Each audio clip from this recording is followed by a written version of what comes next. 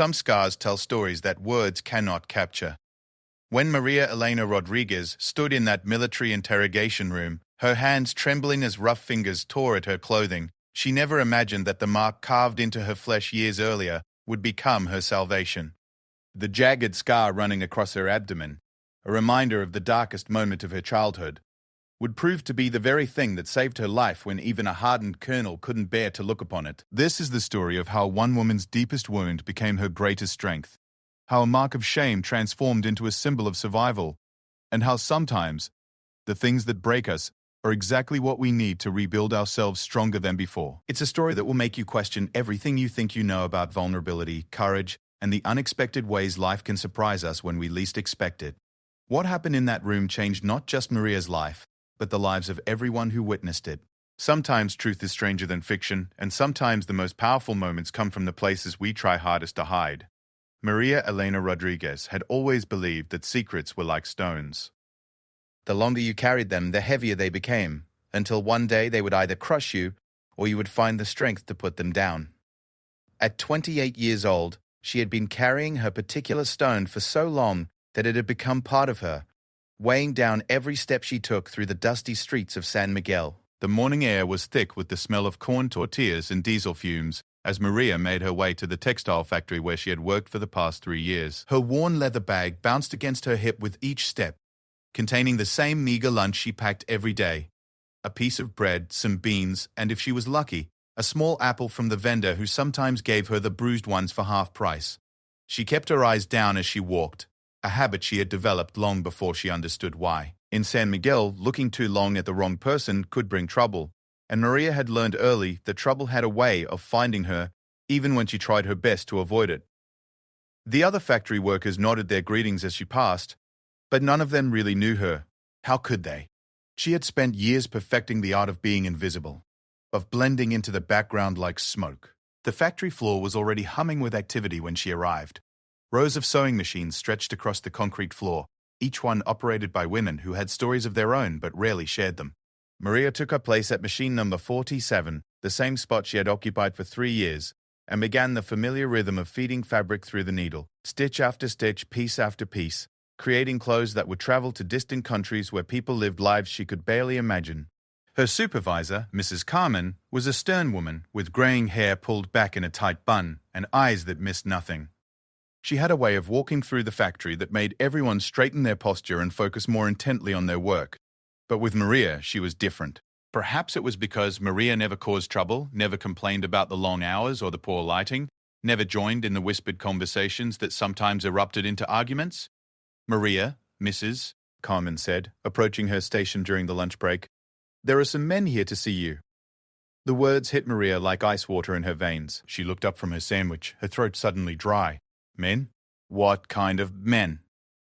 Official men. They're waiting in the office.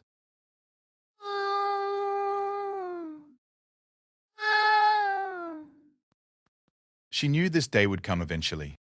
In a country where the government kept files on everyone and trust was a luxury few could afford, anonymity was always temporary. She had been living under a name that wasn't quite hers, in a place that wasn't quite home, for reasons that weren't quite clear to anyone who asked. But someone had finally asked the right questions. The walk to the office felt like walking to her execution. Her footsteps echoed in the narrow hallway lined with certificates and photographs of the factory's best workers. She could hear voices through the thin walls, deep, authoritative voices that spoke in the clipped tones of men who were used to being obeyed.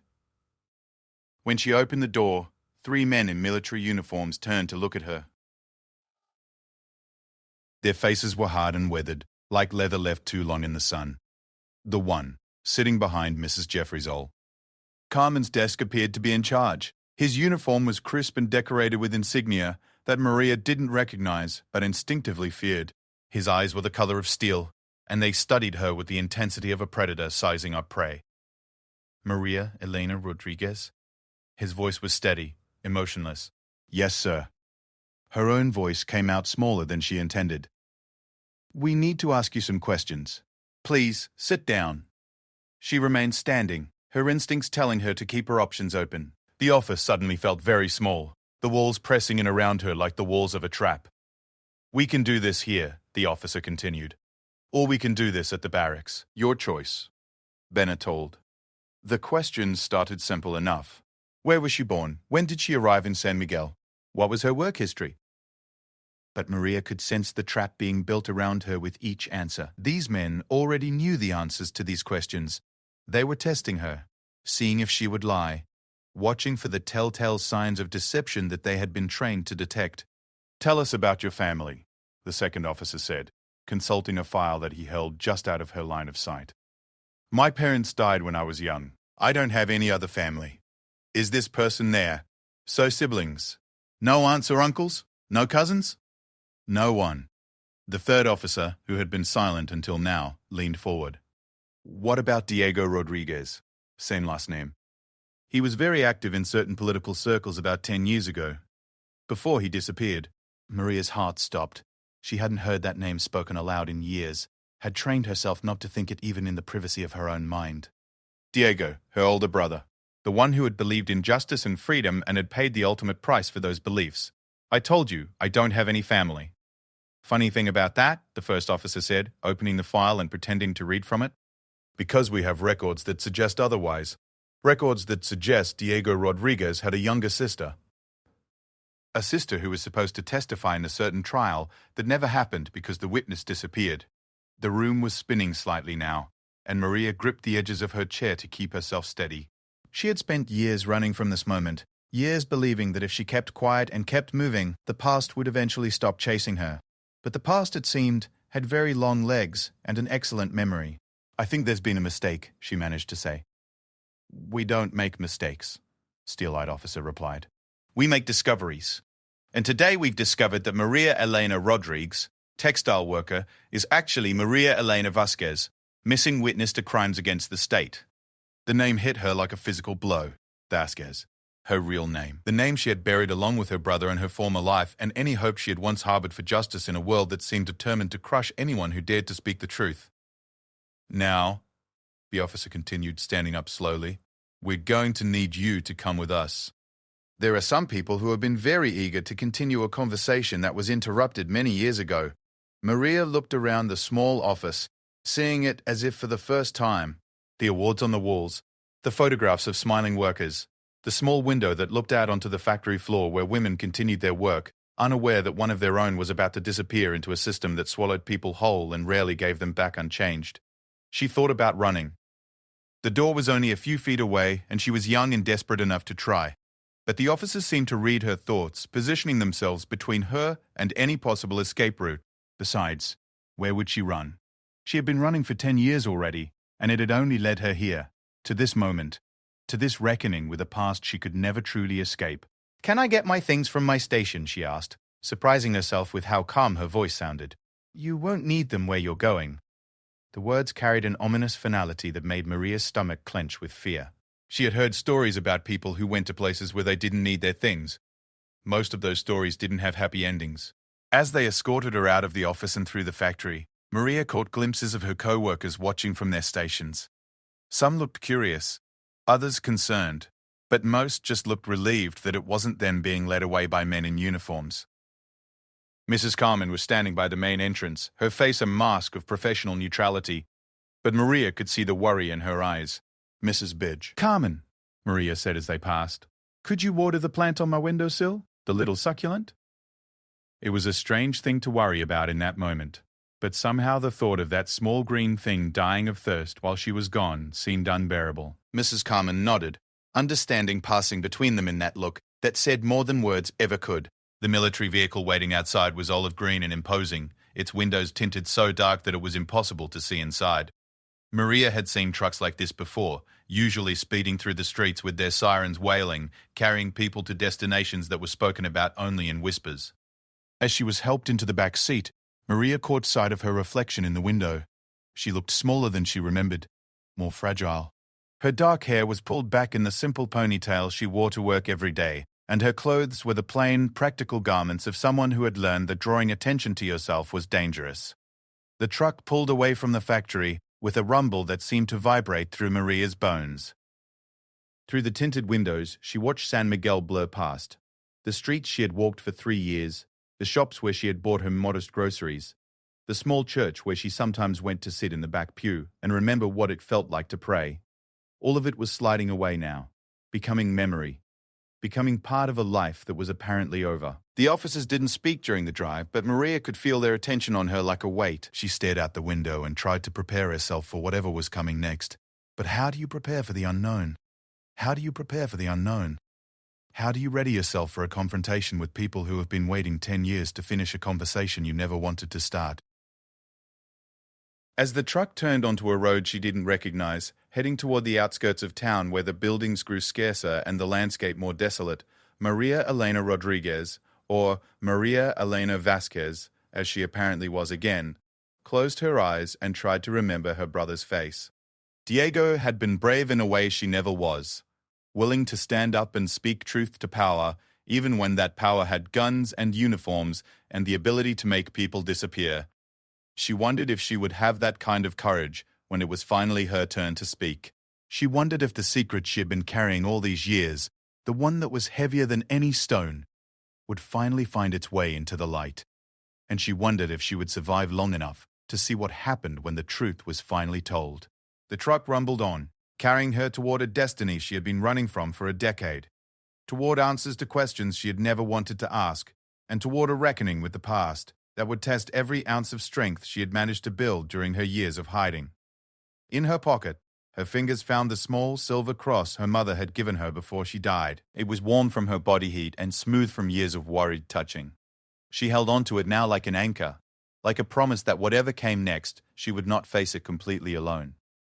The landscape outside was growing more barren now, more isolated, perfect for conversations that needed to stay private, for questions that required certain kinds of answers, for the kind of work that left no witnesses and few traces. Maria had heard enough stories to know where roads like this one usually led. But she also knew something that these men didn't know. Something that had shaped every day of her life since she was 18 years old. Something that lived beneath her clothes, carved into her very skin, that told a story more powerful than any they could imagine. Soon, very soon, that story would save her life in ways she never could have predicted. But first, she had to survive long enough to tell it. The military compound appeared gradually through the dust and heat haze, like a mirage that Maria wished would disappear, but knew wouldn't. High concrete walls topped with razor wire stretched in both directions, broken only by guard towers where soldiers with automatic rifles watched the road with the kind of attention that suggested they rarely had visitors who left the same way they arrived. The truck passed through 2 checkpoints before finally stopping in a courtyard surrounded by low, windowless buildings. The architecture spoke of function over form. These were structures designed to contain rather than welcome, to isolate rather than connect. The air here felt different too. Thinner somehow, as if hope itself had trouble breathing within these walls.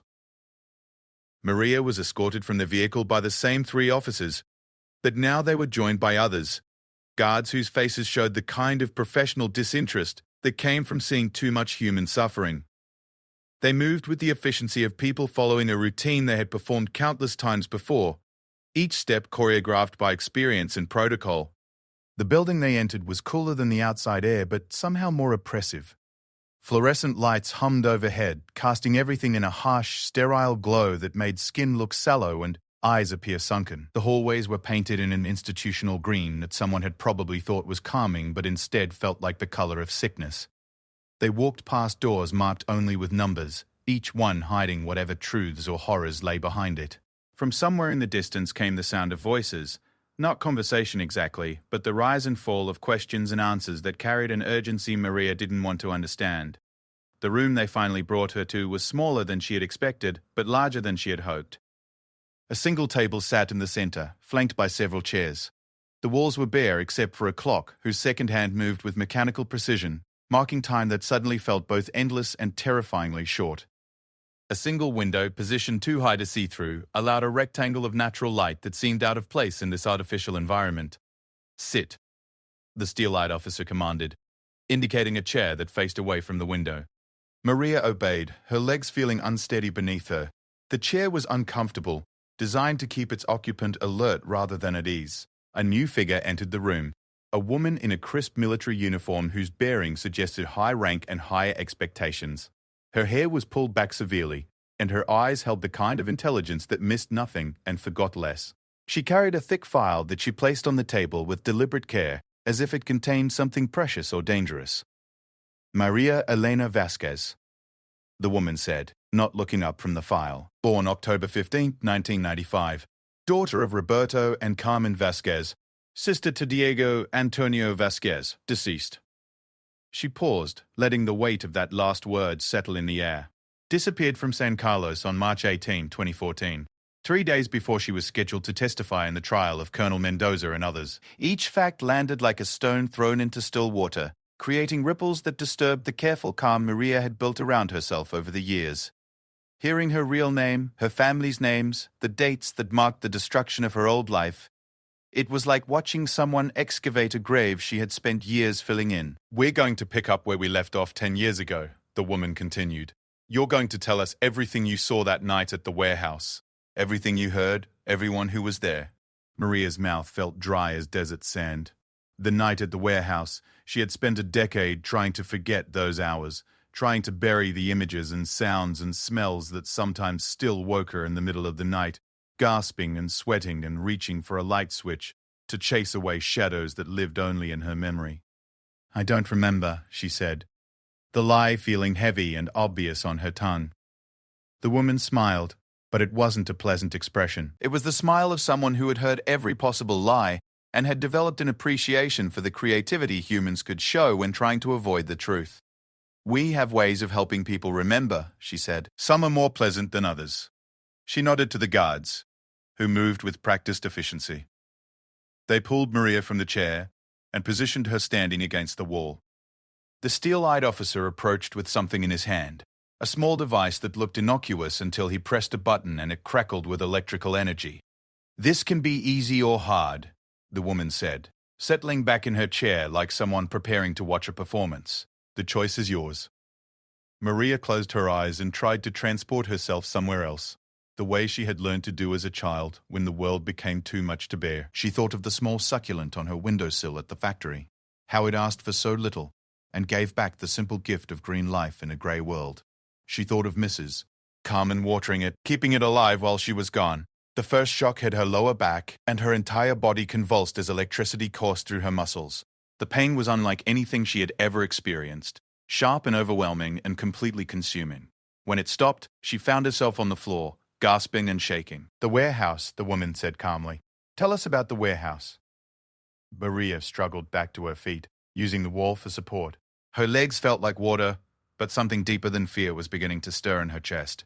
It was the same feeling she had experienced that night 10 years ago when she realized that some lines, once crossed, changed you forever. "I was never at any warehouse," she said, her voice stronger than she felt. The second shock lasted longer, and this time she couldn't control the scream that tore from her throat. The sound echoed off the bare walls, seeming to multiply and surround her. When she could see clearly again, she noticed that one of the guards had stepped closer to the window, as if the sound made him uncomfortable. "We can do this all day," the woman said, but there was something in her voice now, not impatience exactly, but a kind of professional interest, as if Maria's resistance was noteworthy rather than merely inconvenient. They continued for what felt like hours. Questions followed by silence, followed by electricity, followed by pain. Maria's body began to betray her in small ways. Her hands wouldn't stop shaking, her vision occasionally blurred, and she had bitten her tongue hard enough to taste blood. But with each shock, something inside her grew harder rather than softer, more resolved rather than less. Finally, the woman called for a break. The guard stepped back, and Maria was allowed to sit down again. Her clothes were damp with sweat, and every muscle in her body ached, as if she had been running for miles. "You're tougher than most," the woman observed, consulting her file again. "But everyone breaks eventually. It's just a matter of finding the right pressure point." She turned a page and smiled again, this time with genuine pleasure. "Here we are. Tell me about the night your brother died. Tell me about what happened to you before you escaped." The temperature in the room seemed to drop 10 degrees. Maria felt the blood drain from her face as memories she had buried deeper than any others began to claw their way to the surface. The night Diego died. The night she learned that there were worse things than death, worse things than fear, worse things than pain. "No," she whispered. "No?" The woman raised an eyebrow. "I don't think you understand. We know everything that happened that night. We know about the warehouse, about your brother's activities, about what was done to you before you ran away. We know about the men who caught you, about what they did to ensure your silence. We know about the scar." The word hit Maria like a physical blow. The scar. The mark that had been carved into her flesh with deliberate cruelty, designed to humiliate and terrorize and ensure that she would never forget who held power over her body and her life. She had hidden it for 10 years, covered it with carefully chosen clothing, avoided situations where it might be seen. "We're going to need you to show us," the woman continued, her voice taking on a clinical tone, "for verification purposes, to confirm that you are indeed the same Maria Vasquez who was present that night." "No," Maria said again, but her voice was smaller now, the sound of someone whose last defenses were beginning to crumble. The woman nodded to the guards again, but this time their movement was different. Instead of the electrical device, they approached with hands extended toward her clothing. The intention was clear. If she wouldn't reveal the scar voluntarily, they would reveal it for her. Maria backed against the wall, her heart hammering against her ribs. In a moment, the thing she had hidden for a decade would be exposed to the harsh fluorescent light and the cold eyes of strangers. The mark of her deepest shame would become evidence in a case she had never wanted to be part of. The guards reached for the hem of her shirt and Maria closed her eyes, preparing herself for the moment when her carefully constructed anonymity would be stripped away along with her clothing. She thought of Diego, of how brave he had been even when facing death. She thought of the promise she had made to herself that night 10 years ago, that if she survived, she would make their sacrifice mean something. The fabric began to rise, and Maria felt the cool air touch skin that hadn't been exposed to strangers in years. In seconds, they would see it, the jagged, irregular scar that told a story of cruelty and survival, of a night when she learned that some wounds never truly heal, but sometimes become sources of unexpected strength. What happened next would change everything, would transform the meaning of that scar from a symbol of victimhood to something else entirely. But in that moment, as her shirt was pulled upward and her secret prepared to enter the light, Maria could only hold her breath and wait for whatever came next. The clock on the wall continued its mechanical counting, marking seconds that felt like hours, measuring time that was about to be divided forever into before and after. Outside the high window, clouds moved across the sun, casting shifting shadows that danced across the walls like memories trying to escape the confines of the past. In the hallway beyond the door, footsteps approached with the measured pace of someone important, someone whose arrival would shift the balance of everything that was happening in that small, sterile room. But Maria didn't know that yet. She only knew that her shirt was being lifted, that her secret was about to be revealed, and that somehow, in ways she couldn't yet understand, this moment of ultimate vulnerability would become the key to her salvation. The door handle turned with a soft click that seemed to echo like thunder in the sudden silence, and everything that had been inevitable was about to become impossible to predict. The door opened just as Maria's shirt reached her ribs, exposing the lower edge of a scar that had remained hidden for 10 years. The guards froze mid-motion, their hands still gripping the fabric, as a new presence entered the room with an authority that seemed to shift the very air around them. Colonel Ramirez was not a large man, but his presence filled the space like smoke fills a jar, completely and inescapably. His uniform was immaculate, decorated with ribbons and insignia that spoke of decades of service and hard-won respect. His hair was silver at the temples, and his eyes held the kind of weariness that came from seeing too much of humanity's capacity for both cruelty and courage. "What's the status here?" he asked, his voice carrying the quiet authority of someone who had never needed to shout to command attention. The woman with the file stood immediately, her posture snapping to attention. "Colonel, we're conducting verification procedures with the witness from the Mendoza case. She's been uncooperative, but we're making progress." Ramirez's eyes swept the room, taking in Maria's frightened face, her half-raised shirt, the guard's positioning, the electrical device still crackling softly in the corner. His expression didn't change, but something in his bearing suggested a shift in the atmosphere, like the pressure change that comes before a storm. "Proceed," he said simply, taking a position near the window where he could observe without interfering. The guards resumed their task, pulling Maria's shirt higher. She squeezed her eyes shut, feeling the fabric slide across skin that had not been exposed to strangers since the night that had created the scar. Cool air touched her abdomen, and she heard the woman's sharp intake of breath. "Jesus," one of the guards muttered, his professional composure slipping for just a moment. The scar was worse than they had expected. It wasn't a simple cut or even a crude carving. It was a masterpiece of deliberate cruelty, a design that had been created with surgical precision and artistic malice. The raised tissue formed a pattern that was recognizable to anyone who had spent time in military intelligence, the symbol of a particular group known for their methods of ensuring silence. But there was something else, something that made the woman step closer to examine the mark more carefully. The scar tissue wasn't uniform. Parts of it were darker, older, while other sections showed the telltale signs of multiple attempts at modification. Someone had tried to change the original design to obscure its meaning or perhaps to add to it. "This is," the woman began, then stopped, consulting her file with new urgency. She flipped through pages, cross-referencing information, her movements becoming more agitated as she searched for something specific. Colonel Ramirez moved closer, his expression still carefully neutral, but his attention now completely focused on the mark across Maria's abdomen. When he spoke, his voice was quieter than before, almost respectful. "Miss Vasquez, how old were you when this was done to you?" 18. "And who did this?" She looked at him for the first time since he had entered the room, seeing something in his face that hadn't been there in the others. Not kindness exactly, but a recognition of shared humanity. Men in uniform, men who said they were patriots. The colonel's jaw tightened almost imperceptibly. He turned to the woman with the file. "Captain Torres, what exactly does your intelligence report say about this witness?" Captain Torres shuffled through her papers again, her earlier confidence replaced by uncertainty. "Sir, the reports indicate that Maria Vasquez was present at the warehouse incident and fled before she could be questioned. She was classified as a hostile witness potentially compromised by insurgent sympathies. And the source of this intelligence? Where there is water. Colonel Mendoza's unit, sir." Filed shortly after the incident.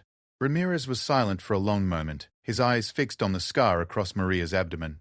When he spoke again, his voice carried a weight that made everyone in the room stand a little straighter. "Captain, I want you to look at this mark very carefully. Look at the symbol, the technique, the positioning. Does this look like the work of insurgents to you?" Torres stepped closer, studying the scar with professional attention. As understanding dawned, her face went pale. "No, sir. This is our symbol. This is the mark used by Special Operations Unit 7.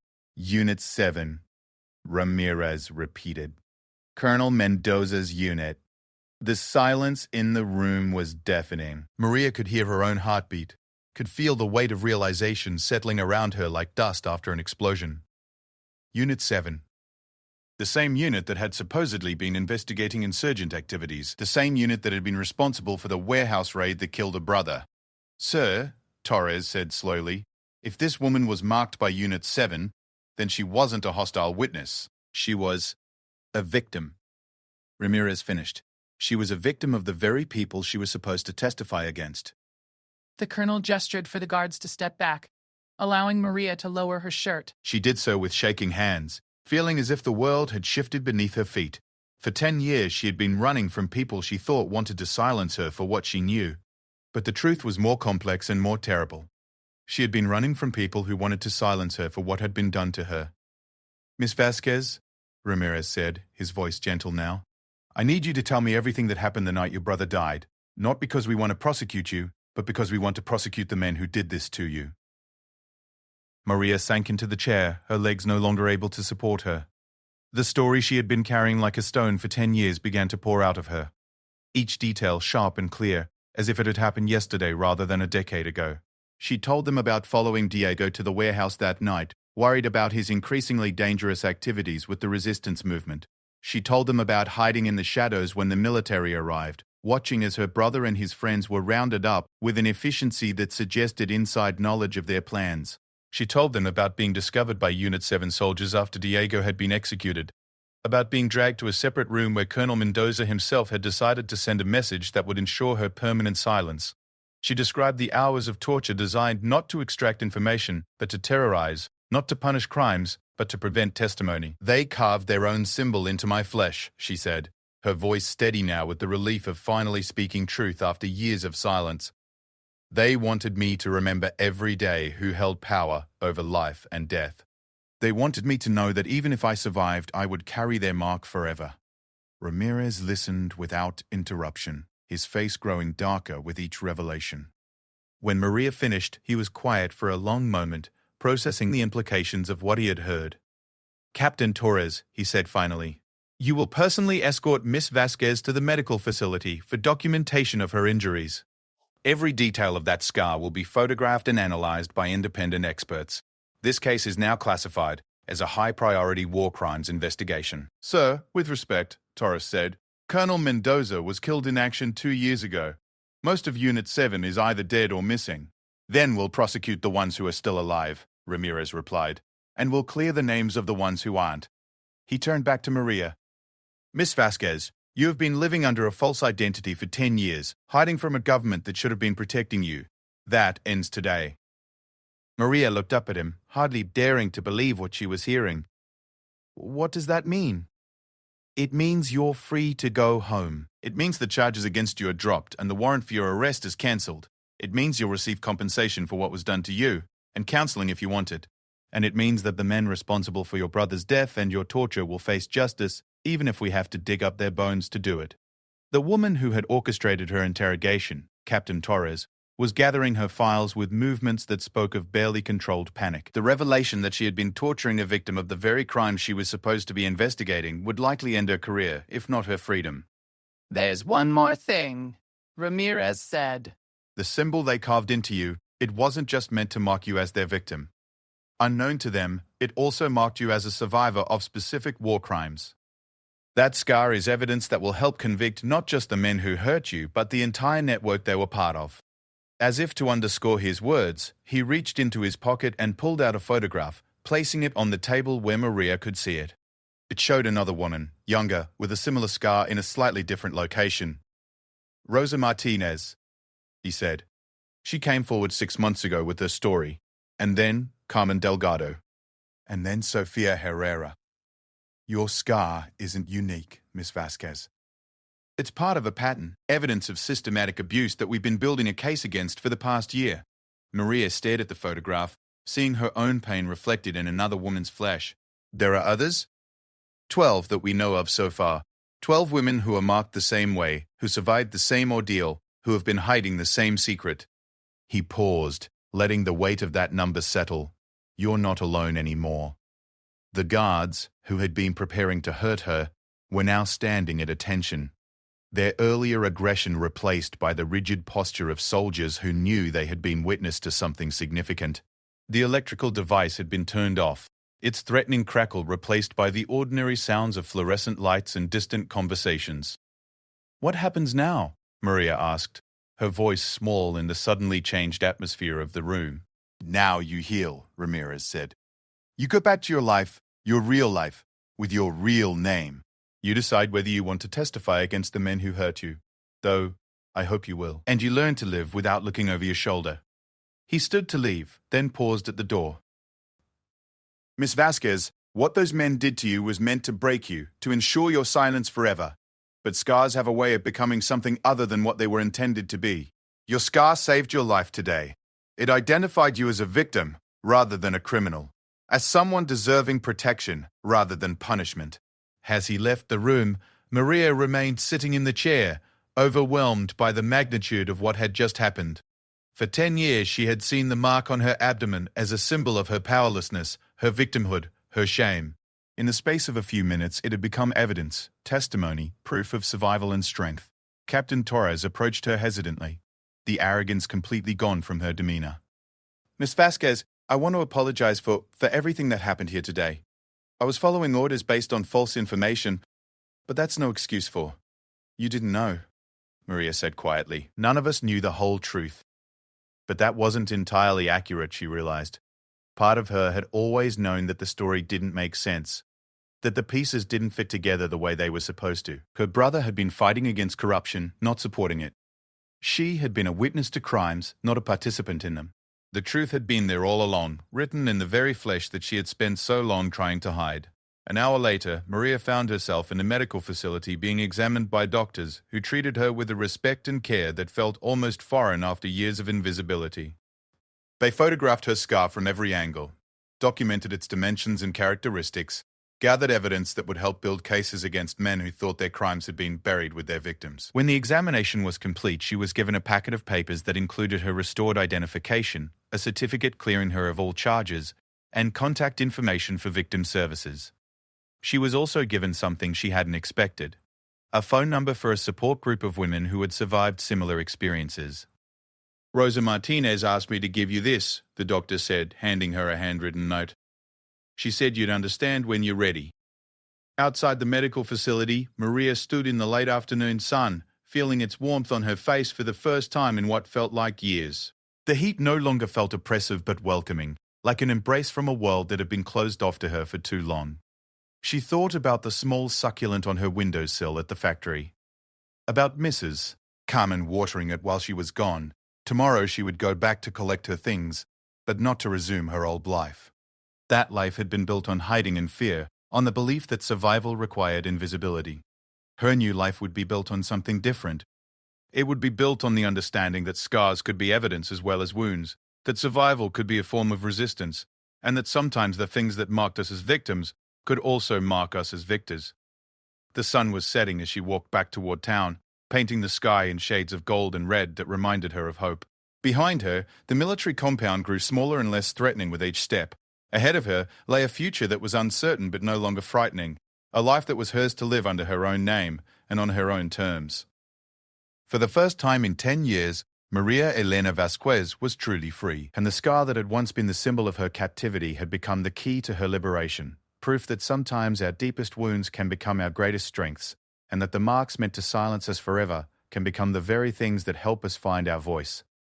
She pulled out the note from Rosa Martinez and read it by the fading light. The scar that was meant to be our shame became our salvation. "Welcome home, sister." Maria smiled, folding the note carefully and putting it in her pocket next to the silver cross her mother had given her. Tomorrow she would call Rosa Martinez. Tomorrow she would begin the work of testifying against the men who had hurt them all. Tomorrow she would start building a life based on truth rather than hiding. But today she would simply walk home under the vast sky, carrying her scars like badges of honor, wearing her survival like a crown.